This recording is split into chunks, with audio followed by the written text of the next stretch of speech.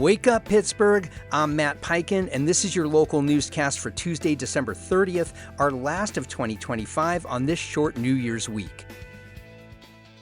Thousands across western Pennsylvania remain without power this morning after intense winds toppled trees and downed lines on Monday.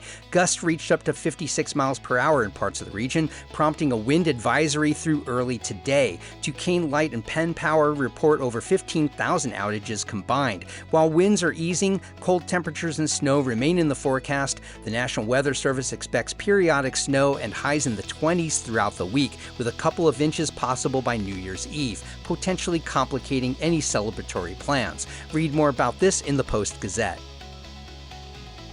Pittsburgh City Council voted unanimously yesterday to begin eminent domain proceedings for Homewood House, a 100-unit apartment complex troubled by poor conditions and ownership scandals. The move aims to preserve the building as affordable housing and prevent displacement of its largely senior low-income tenants. The property, owned by NB Affordable, a firm whose leaders pleaded guilty to mortgage fraud, is headed toward foreclosure. Councilman Carrie Mosley introduced the measure, citing concerns it could be acquired by another negligent owner. The Housing Authority is expected to take over management. Read more about this at WESA. A Pittsburgh tech firm is gaining national attention for using artificial intelligence to combat human trafficking. Marinus Analytics, based on the North Side, has helped law enforcement identify more than 730 trafficking victims, mostly young women of color, over the past 2 years. The company's AI tools sift through public data, matching facial features and keywords from online ads to police databases of missing persons. Co-founder Kara Jones testified before Congress earlier this month, emphasizing the technology's ability to fast-track investigations. The software is now used by 250 agencies worldwide. Read more about this in the Post-Gazette.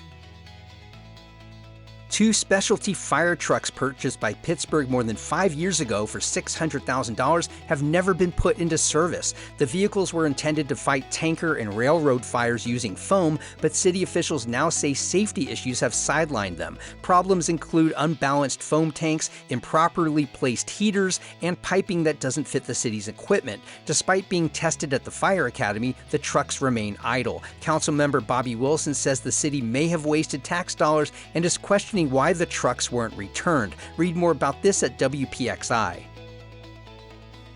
And the Fort Pitt Museum will temporarily close January 1st through February 28th to prepare for new exhibits and renovations ahead of the city hosting the 2026 NFL Draft and the nation's 250th anniversary.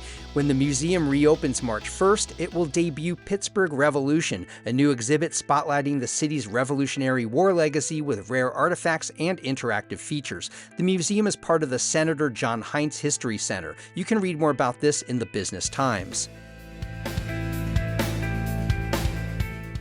As I mentioned at the top of the newscast, this is our last newscast for 2025. I'm Matt Peiken. I hope you have a safe and sunny new year, and I'll see you back here on Monday, January 5th with an all-new edition of Wake Up Pittsburgh.